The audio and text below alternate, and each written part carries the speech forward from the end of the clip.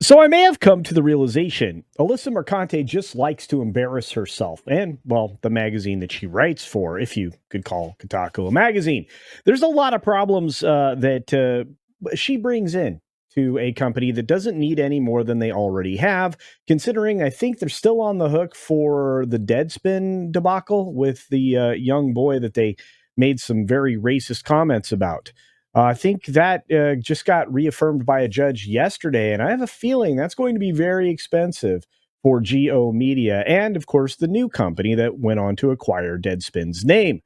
But let's set them aside for now and focus primarily just on the fact that Alyssa Mercante cannot stop taking L's and needs to stop attacking YouTubers and journalists that actually write factually based stuff because it doesn't do her any good.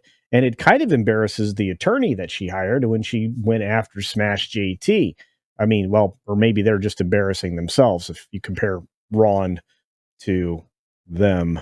Again, I'm referring to the great Ron Coleman, who is representing Smash JT. Oh, and taking another L by trying to get a funding platform to take away an actually legitimate means of, well, supporting your lawsuit with a lot of lies is also not great either. But again, setting all that aside, we're going to jump into this story, which today is, well, rather remarkable. As you can see here, there's no rest for the wicked, at least for CEO Thomas Mahler, who teaches Kotaku senior editor Alyssa Mercante how making video games works after she attacked him as a bad word. I mean, well, I guess you could say Richard Head, and that would be fine. I don't know where the line is, but the fact that it's in print is fascinating, and I'm even more fascinating as John F. Trent put it over in writing on that Park Place, but we'll set all of that aside as well. Scrolling down, though, you can see that Thomas Mahler, the CEO of Moon Studios, which currently is developing No Rest for the Wicked, gave senior editor Alyssa Mercante a quick lesson in how developing video games works after she attacked him as a Richard head. That's right. Mahler's education of Mercante occurred in the wake of ex-user Zilningui. I don't know. Don't care. Implying she worked on Ori and Will of the Wisp, which Moon Studios developed. She wrote in June, "Hey, new folks, I'm Ray. I work in the gaming industry in UX R&D and game production." I don't know what that is. I worked on various software and hardware for Xbox. I now work as an independent media producer and have the privilege of working on the Dota Internationals 2023 and other gaming projects. She then shared an image of Ori and the Will of the Wisps, and here you are, right there, for context. The post was brought to more widespread attention after this person made a thread attempting to defend the video game industry's embrace of woke ideology.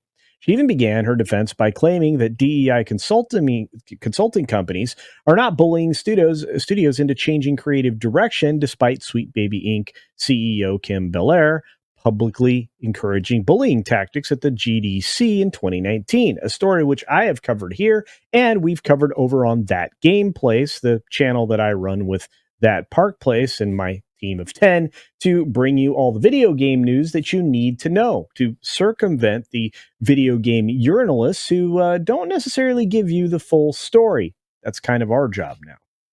Anyway, Belair said that if you're a creative working in AAA, which I did for many years, put this stuff up to your higher ups. And if they don't see the value and what you're asking for when you ask for consultants, when you ask for research, go have a coffee with your marketing team and just terrify them with the possibility of what's going to happen if they don't give you what you want.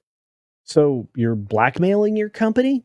It's not a good move there, Kim, but that's the only way you're going to get work is to try to have people work on your behalf to tear down your game. And that's exactly what seems to happen. Anyway, given the post discussing the current state of video games industry and her post from June, just referencing her as being an authority on the topic, that authority was immediately undercut when Mahler simply stated, "I'm the director behind both Ori games, and I don't know who you are. How are you, or how were you affiliated with Ori?" It's a good question. And the tweet's right here. I mean, I posted a response to the tweet earlier, but you'll find out that the order of operations here in a moment. So, in response to this Z Exingenu, I don't care. Exingenu, that's it. Last attempt. I worked with Xbox user research. I was the URA for global publishing during 2018-2020. Nice to meet you. According to SmashJT.com, she also deleted a post that stated, "Yep, I worked with Xbox research Deborah Henderson." Ooh, identifying a person who could also either vouch for or undercut whatever she was saying. I wonder why she deleted it. Mara went on to respond that could explain it. "I didn't want to cause you any trouble. I just saw you posting that you worked on Ori, and I had no idea who you are." He added, "Since you're calling people names online, I thought it was important to inform people that you never actually worked for Moon Studios and that you didn't ever directly engage with anyone at Moon." Well, there you go. Always be nice to people, Ray, even those you disagree with, Mahler advised. Which that's actually a really good thing to do. Then Alyssa Mercante decided to weigh in by attacking Mahler. She wrote, "You're a Richard head." Ooh, that's mean words there. And Mahler initially replied, "I don't know who you are." That's okay. A lot of people don't know who she is. The only way she can get traction is by attacking others. It's typical neo-Marxist fare. They don't have an argument, so they attack you personally. Those ad hominems basically are the elimination of all argument. It means that they don't really have a point. And so, yeah, I'm not surprised you don't know who she is, Thomas Mahler. Mercante then reminded him that she worked for Kotaku. Well, there you are. Who ran a hit piece written by Ethan Gak, I don't care, against Moon Studios and Mahler back in 2022. Maybe you forgot. It's easy to forget you, Alyssa. You're not very nice. You don't make a positive impression. People remember you more often if you make some kind of an impression that they are eager to engage with. Negative ones, maybe people just turn the ignore button on. I mean, there is a mute button on social media, Alyssa. Anyway, Mahler then provided Mercante a masterclass on how video game development worked. He said, "You're apparently a journalist from Kotaku, so I'm guessing you haven't worked in actual game development yet." Well, you're probably right.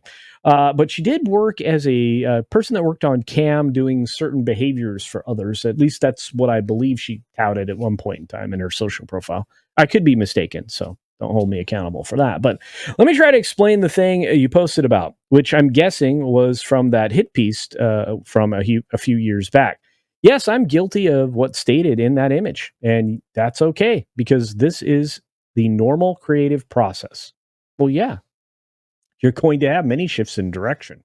We brought lots of veterans into Moon because generally great people want to get the opportunity to work on great projects, and that's our goal at Moon. Good for you. We always set out to create the kind of games we'd love to play ourselves, which I think is what's actually happening in the industry now. It's just the people that are delivering them are so focused on their cultist behavior with their cultist ideology that you get their cultist speak, cultist thought, and cultist games, which has very limited appeal. Anyway, and so we're all incredibly passionate about what we do.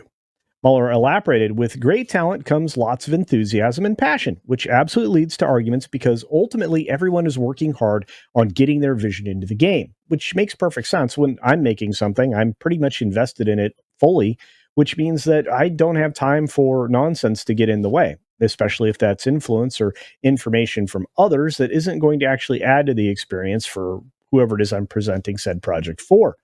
And I think that's normal in anything that anybody does. What do you think? So, most of the times, the beauty behind these arguments is that somebody gets a chance to contribute, and more often than not, the actual solution will be one that ultimately everybody contributed to because we're dealing with very complex issues all the time, and complex problems often also need complex solutions.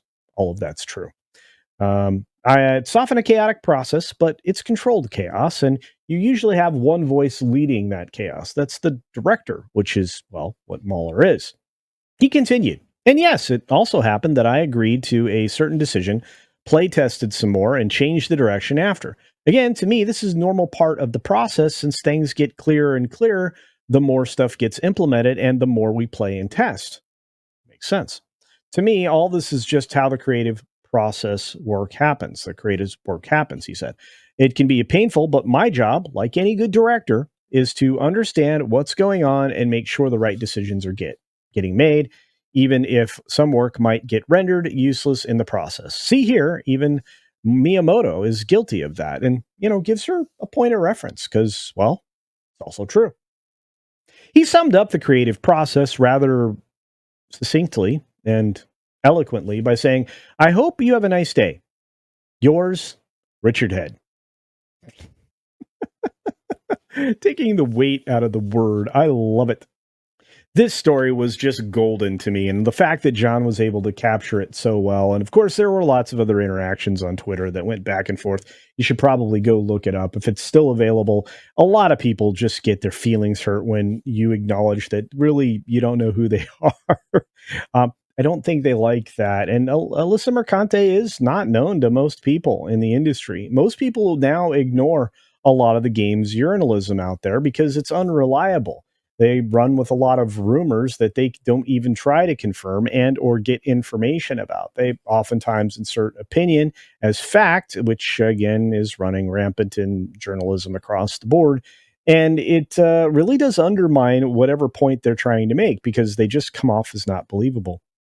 At the end of the day, the way we can help each other out here is to just call out the things that are bad information and the bad actors that are providing the bad information and just go to more reliable sources, people who are actually invested in telling you everything about a game, good and bad, people who are interested in just good things or things being good and not in trying to change things so that it impresses a small group or a small minority of people.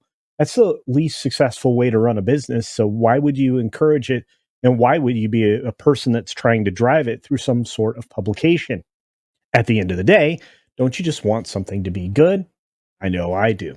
But hey, those are my thoughts on the wonderful world of taking L's with Alyssa Mercante. What are yours? Let me know those thoughts down in the comments section below and what you think of games journalism as it exists right now.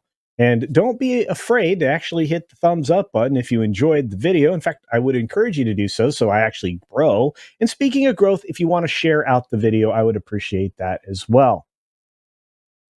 And finally, if you have any other thoughts on any stories that I could cover here or later next week or even next month, let me also know in the comments section below. Believe it or not, I actually try to get through them because I try to hang out with the people that exist in my little fellowship. And we're trying to get to 50K. If you double check that you are not subscribed, turn the little red button to gray. I would truly appreciate it. Be sure to take care of yourself, take care of others, and until next time, see ya.